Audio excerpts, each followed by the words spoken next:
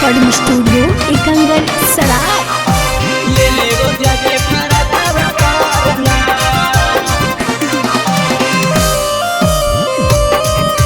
ले ले वो जाके फरकवा पारना। प्रेजेंटेड बाय किसका फिल्म्स। कि तोरा से नीमन बैठल रहे चरकवा पर, ले ले वो जाके फरकवा पारना। कि तोरा से नीमन बैठल रहे चरकवा पर, ले ले वो जाके फरकवा पारना। कि कोई बोलतै तुम्हारे पड़तै गोली, कि कोई बोलतै तुम्हारे पड़तै गोली। कि तोरा से नीमन बैठल रहे चरकवा पर, ले ले बौजा के फरकवा पारना।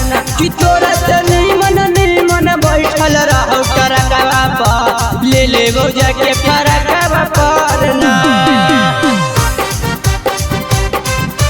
ले ले बौजा के फरकवा पारना,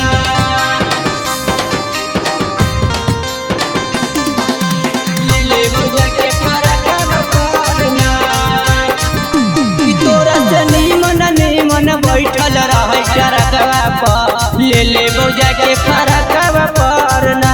कि तोरा से नीमन बैठल रहे चरकवा पर, ले ले बौजा के फरकवा पारना। कि कोई बोलतै तुम्हारे पड़तै गोली, कि कोई बोलतै तुम्हारे पड़तै गोली। कि तोरा से नीमन बैठल रहे चरकवा पर, ले ले बौजा के फरकवा पारना।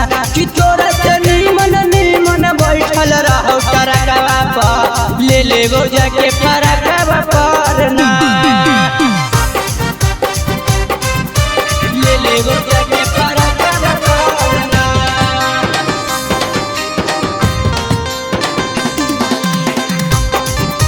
किसका रिकॉर्डिंग स्टूडियो एकंगर सराय। कि तोरा से नीमन बैठल रहे चरकवा पर, ले ले बौजा के फरकवा पारना।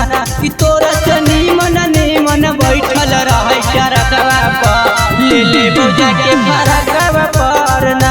कि कोई बोलतै तुम्हारे पड़तै गोली, कि कोई बोलतै तुम्हारे पड़तै गोली। कि तोरा से नीमन बैठल रहे चरकवा पर, ले ले बौजा के फरकवा पारना। कि तोरा से नीमन बैठल रहो चरकवा पर, ले ले बौजा के फरकवा पारना। किसका रिकॉर्डिंग स्टूडियो एकंगर सराय।